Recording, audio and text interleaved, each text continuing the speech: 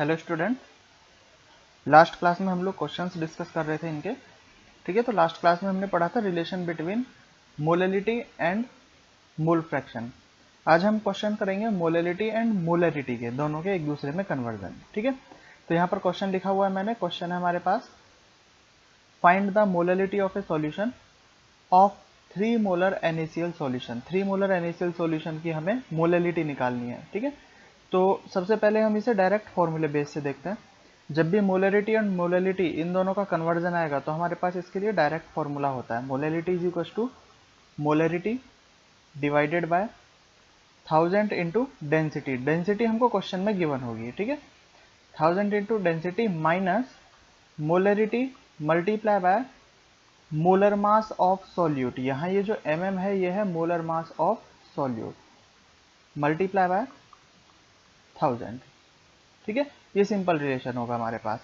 देख लेते हैं यहाँ पर कैपिटल M किसको डिनोट कर रहा है, कैपिटल M डिनोट कर रहा है यहाँ पर मोलैरिटी को। स्मॉल m है हमारे पास मोलैलिटी, M है molar mass of solute,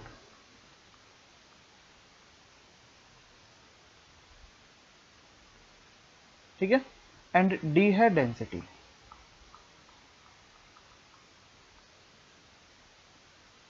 values put करेंगे यहाँ पर, मोलैरिटी कितनी गिवन है हमको, 3 मोलैरिटी गिवन है, multiply by 1000 divided by 1000 into density है यहाँ पर हमारे पास, डेंसिटी 1.5 ग्राम पर ml, multiply by 1.5 minus molarity 3 and molar mass, NaCl का molar mass 58.5, molarity is equal to 3000 divided by 1500 minus 3 multiply by 58.5 करेंगे तो आएगा हमारे पास 175.5। ठीक है, और जब इसको कंप्लीट सॉल्व करेंगे तो हमारे पास इसे माइनस करके डिवाइड करने के बाद आ जाएगा 2.26। तो 2.26 इसकी क्या है हमारे पास मोलैलिटी। ठीक है, ये है हमारे पास डायरेक्ट फॉर्मूले से, लेकिन हमें इसका मेथड भी सीखना है कि किस तरीके से आया होगा। ठीक है, तो देखो कंप्लीट इसे मेथड के तरीके से देखते हैं कि किस तरीके से ये फॉर्मूला बना होगा, और अगर बाई चांस हम फॉर्मूला याद नहीं रख पाते हैं तो बाय डेफिनेशन हम इस क्वेश्चन को कैसे सॉल्व कर सकते हैं। मैं स्टार्टिंग से बोल रहा हूँ कि हमें डेफिनेशन पता होनी चाहिए, अगर हमें डेफिनेशन पता है तो हमें फॉर्मूले याद रखने की जरूरत नहीं है। ठीक है, ये सेकेंड तरीका है हमारे पास सॉल्यूशन करने का।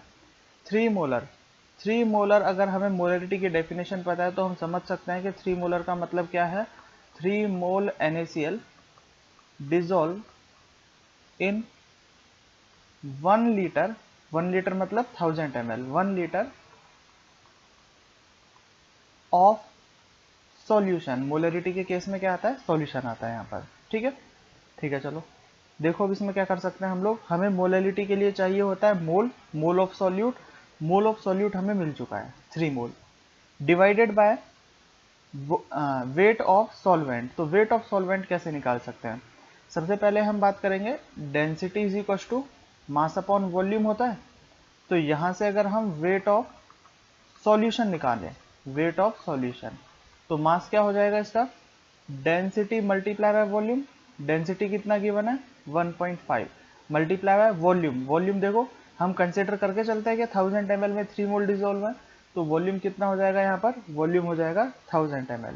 तो इसे हम अभी ऐसे ही लिख देते हैं। ठीक है, नेक्स्ट आएगा हमारे पास weight of solute, weight of solute. Solute का वेट कितना होगा, सॉल्यूट का वेट होगा mole multiply by molar mass. ठीक है, मोल कंसेप्ट में पढ़ा हुआ है हम लोगों ने। मोल है हमारे पास 3 मोल और NaCl का मोलर मास होता है 3 इंटू 58.5, ये इसका वेट आ जाएगा सॉल्वेंट का, इसे भी ऐसे ही रख देते हैं। ठीक है, अब देखो मोलैलिटी का फॉर्मूला लगाते हैं हम लोग। मोलैलिटी का फॉर्मूला क्या होगा, मोल of solute divided by weight of solvent, divided by weight of solvent.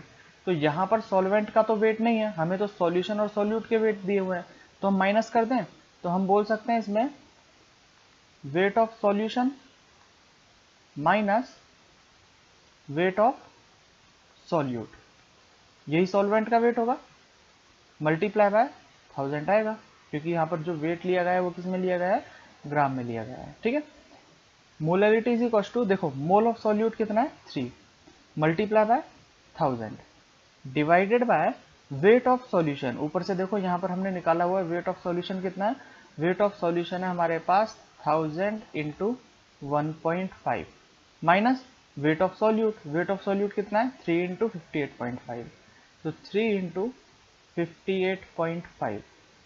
ठीक है, अब इस टर्म को देखोगे एंड ये टर्म देखोगे, देखिए दोनों टर्म बिल्कुल हमारे पास सेम टर्म आ चुकी है। ठीक है, तो इसी तरीके से फॉर्मूला ड्राइव किया गया है और मैं बोलूंगा, मैं रेफर करूंगा कि तुम इस सॉल्यूशन को, सॉल्यूशन 2 को भी अपने दिमाग में रखो, क्योंकि जरूरी नहीं है कि हमेशा फॉर्मूला बेस ही क्वेश्चन आए। कभी कभी किसी केस में क्या होता है, किसी केस में वो डायरेक्ट मोलरिटी ना देके क्वेश्चन को घुमा के पूछ लेता है, तो हमें इस तरीके से भी सॉल्व करना आना चाहिए। आंसर क्या हो जाएगा इसका 2.26 मोलल। ठीक है, ठीक है, नेक्स्ट क्वेश्चन की तरफ चलते हैं।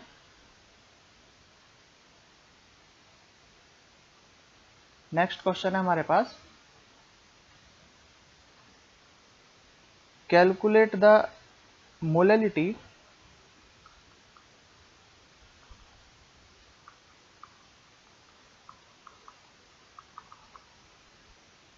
of aqueous solution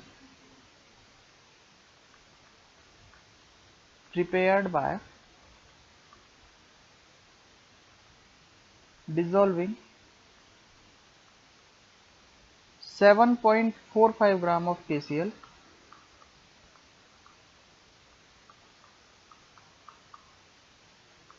in 500 ml of solution। Density given है हमें यहाँ पर 1.2 ग्राम पर ml, 1.2 ग्राम पर ml। ठीक है, पहले तुम लोगों को क्वेश्चन एक खुद ट्राई करना है, वीडियो पॉज करके इसे खुद करने की कोशिश करना, उसके बाद हम सॉल्यूशन देखते हैं। मैं यहाँ पर सॉल्यूशन करता हूँ इसका। हमें क्या निकालना है यहाँ पर, मोलरिटी। ठीक है, गिवन क्या है, अब देखो हमें यहाँ पर डायरेक्ट मोलरिटी गिवन नहीं है, तो या तो हम पहले यहाँ से 7.45 gram and 500 ml of solution, या तो हम पहले डायरेक्ट मोलरिटी निकाले और मोलरिटी एंड मोलरिटी के फॉर्मूले में रख के फिर मोलरिटी निकाले, या फिर इस क्वेश्चन को हम डायरेक्ट करते हैं। तो मैं लॉन्ग मेथड से ही चल रहा हूँ, शॉर्ट मेथड का फॉर्मूला मैं बता चुका हूँ। सबसे पहले हम लॉन्ग मेथड से देखते हैं, देखो किस तरीके से होगा। सबसे पहले हम निकालेंगे mole of solute, mole of solute gram upon molar mass, gram है यहाँ पर 7.45 डिवाइडेड बाय मोलर मास कितना हो जाएगा इसका 74.5, तो यहाँ पर आया हमारे पास 0.1 मोल, मोल ऑफ सॉल्यूट मिला। इसके बाद वेट ऑफ सॉल्यूशन, सॉल्यूशन का weight density multiply by volume, तो ये आएगा हमारे पास 600 ग्राम। नेक्स्ट है हमारे पास weight of solute, weight of solute हमें डायरेक्टली गिवन है कितना 7.45 ग्राम, तो माइनस करने पर वेट ऑफ सॉल्वेंट मिल जाएगा, weight of solvent is equal to 600 minus 7.45। ठीक है, अब मोलरिटी का फॉर्मूला डायरेक्ट रखेंगे। मोलरिटी का फॉर्मूला क्या है हमारे पास, mole of solute divided by weight of solvent multiply by 1000। Mole of solute है हमारे पास 0.1 mole divided by weight of solvent 600 minus 7.45 multiply by 1000।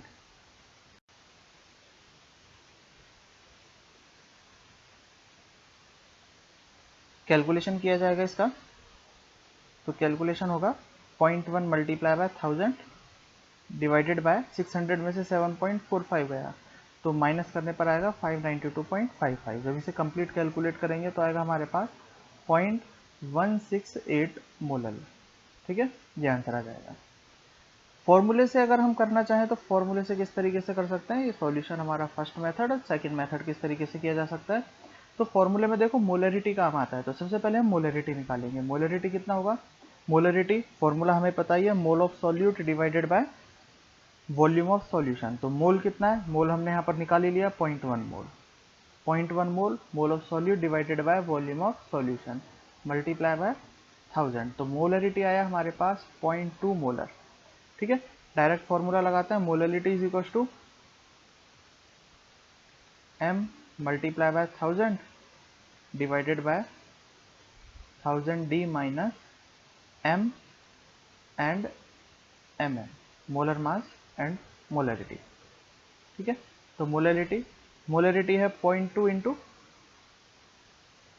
1000 divided by density 1.2 को मल्टीप्लाई करेंगे 1000 से तो आएगा हमारे पास 1200 माइनस मोलर मास है हमारे पास KCl का 74.5 मल्टीप्लाई बाय मोलरिटी है 0.2। ठीक है, कंप्लीट कैलकुलेशन करेंगे तो कैलकुलेशन में आएगा हमारे पास ये 200 डिवाइडेड बाय 1200 माइनस इंटू 0.2। ठीक है, जब इसे कैलकुलेट किया जाएगा तो आएगा हमारे पास 0.168 मोलर, ये आंसर आ जाएगा। ठीक है, किसी भी तरीके से कर सकते हैं, हमें जो इजी लगे, लेकिन आने हमें दोनों ही मेथड चाहिए। ऐसा नहीं है कि सिर्फ हम फॉर्मूला याद कर लें और दूसरा मेथड हमें आए ही ना।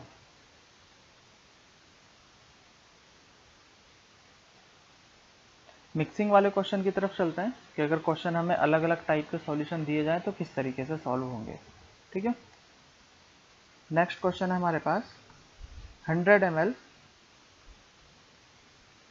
Of 0.1 molar HCl plus 100 ml of 0.2 molar H2SO4 plus 100 ml 0.1 molar HNO3। ये तीन टाइप के सॉल्यूशन हम मिक्स कर रहे हैं। ठीक है, are mixed together.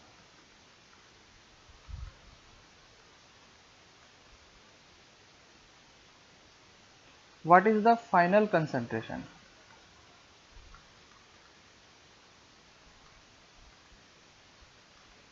What is the final concentration of solution? ठीक है, हमें यहाँ पर H प्लस की कंसेंट्रेशन निकालनी है।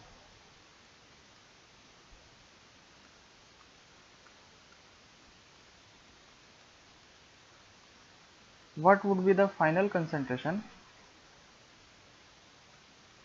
of the solution if 700 ml of H2O is added to solution? ये एग्जाम में आया हुआ क्वेश्चन है। ठीक है, तीन सॉल्यूशन को हम यहाँ पर मिक्स कर रहे हैं और मिक्स करने के बाद हमें क्या करना है, यहाँ पर इनकी कंसंट्रेशन फाइंड करनी है। किस तरीके से करेंगे, देखो पहला सॉल्यूशन है हमारे पास ये रहा, दूसरा सॉल्यूशन है ये, एंड तीसरा सॉल्यूशन है ये। हमें H प्लस की कंसंट्रेशन निकालनी है, तो तीनों में से H प्लस की कंसंट्रेशन निकालेंगे। जो मिक्स होने के बाद कंसंट्रेशन आएगी वो आएगी हमारे पास M1V1 plus M2V2 plus M3V3। Formula हम पढ़ चुके हैं, divided by M3V3, divided bye आएगा, सॉरी इसे M4 लिख देते हैं। ठीक है, ये हो जाएगा हमारे पास M4। मिक्स करने के बाद जो कंसंट्रेशन है वो M4 है, डिवाइडेड बाय V4।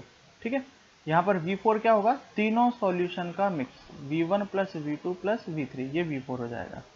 तो देखो M4 ध्यान से देखना, यहाँ पर M1V1 HCl है, तो यहाँ से 100 मल्टीप्लाई बाय 0.1 आया, प्लस M2V2, M2V2 में देखो यहाँ पर क्या दिया गया है, H2SO4 हमें गिवन है, तो सबसे पहले तो M2V2 लिख लेते हैं 100 मल्टीप्लाई बाय 0.2। लेकिन ध्यान रखने वाली बात यह है कि H2SO4 के एक मोल में से हाइड्रोजन के 2 मोल निकल सकता है। कंसंट्रेशन हमें H प्लस की फाइंड करनी है ना, तो एक H2SO4 कितने H प्लस दे सकता है, 2 H प्लस दे सकता है, तो इसका मतलब H प्लस की कंसंट्रेशन डबल हो जाएगी। तो हम क्या करेंगे, यहाँ पर 2 से मल्टीप्लाई कर देंगे। ठीक है, प्लस M3V3 100 मल्टीप्लाई बाय 0.1, यही हमें याद रखना है, बस इसीलिए ये क्वेश्चन कराया जा रहा है। V4 V1 plus V2 plus V3 तीनों कितने हैं हमारे पास, तीनों 100 हैं, तो ये कितना हो जाएगा हमारे पास 300। इजीली अब कैलकुलेशन कर सकते हैं, कैलकुलेशन कोई डिफिकल्ट कैलकुलेशन है नहीं। ये हो जाएगा 10, ये हो जाएगा 40, ये हो जाएगा 10 डिवाइडेड बाय 300,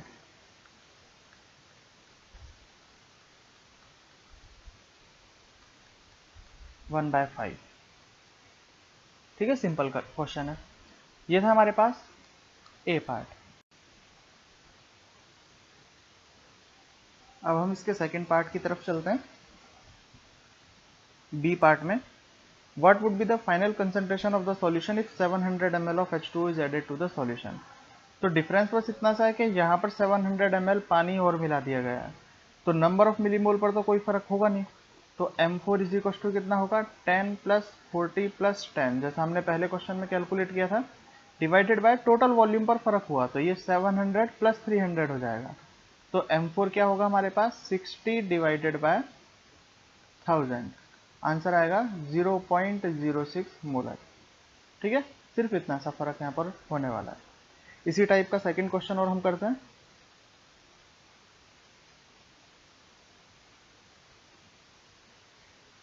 नेक्स्ट क्वेश्चन है 1 litre of 0.1 molar NaOH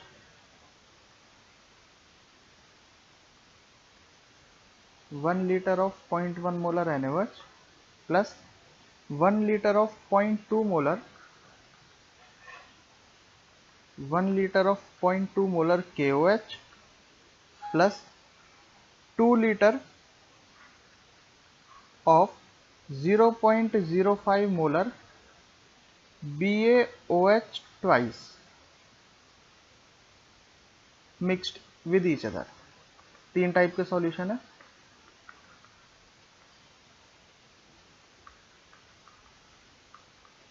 find the final concentration.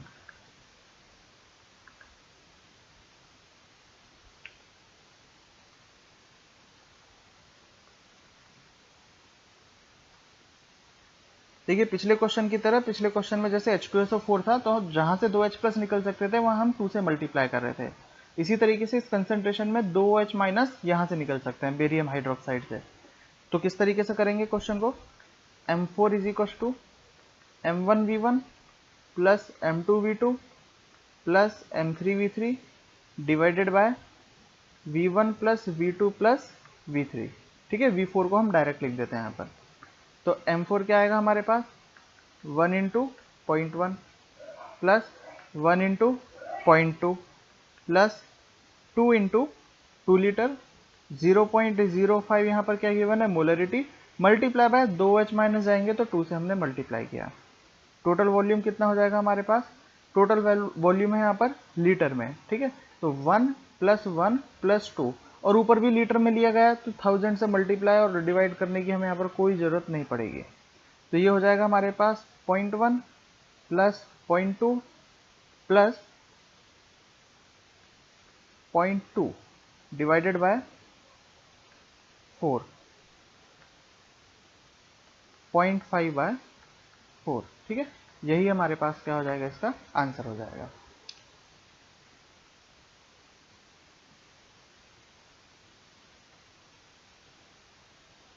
Next question थोड़ा सा डिफरेंट है, ये क्वेश्चन जो भी मैं दे रहा हूं। 10 ml of 0.1 molar NaCl, 10 ml of 0.2 molar KCl and 10 ml of 0.3 molar NaOH mixed with each other.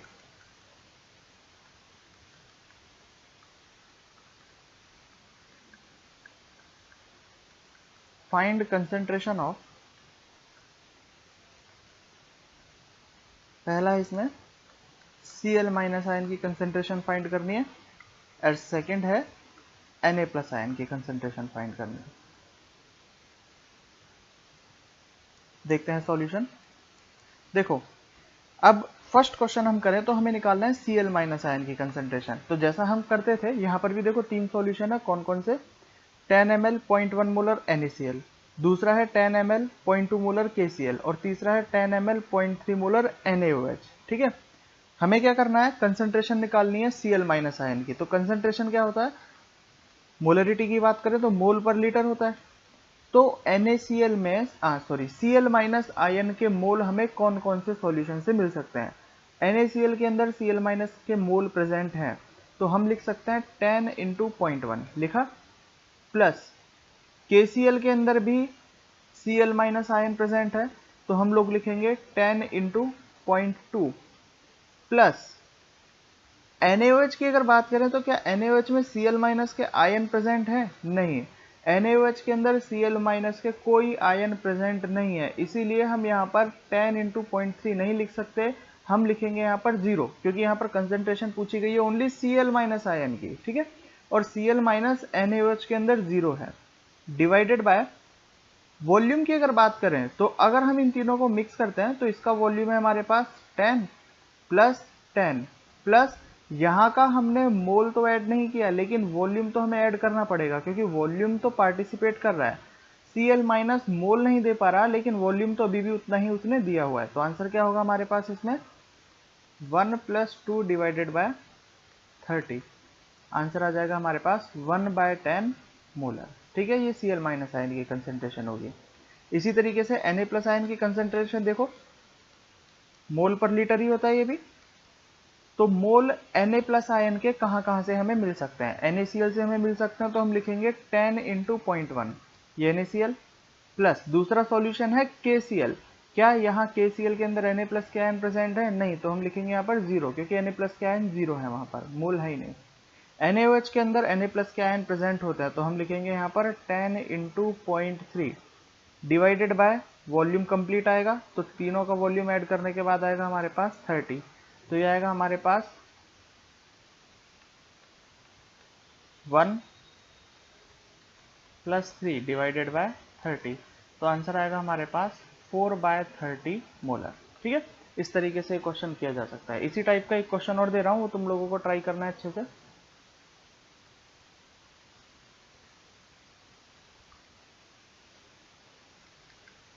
Calculate the concentration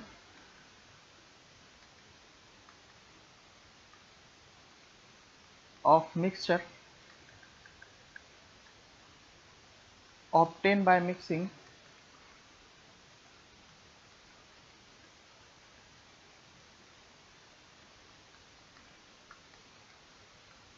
100 ml of 0.2 molar H2SO4 plus 200 ml of 0.2 molar HCl।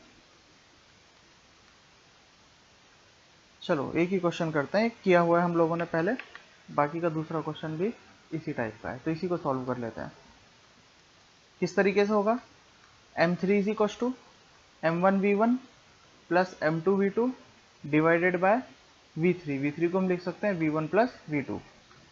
M1V1 तो कितना होगा हमारे पास 100 into 0.2, लेकिन H2SO4 में से 2 निकल सकते हैं, तो हम लिखेंगे यहाँ पर 2 plus 200 multiply by 0.2 divided by total volume कितना हो जाएगा हमारे पास 300।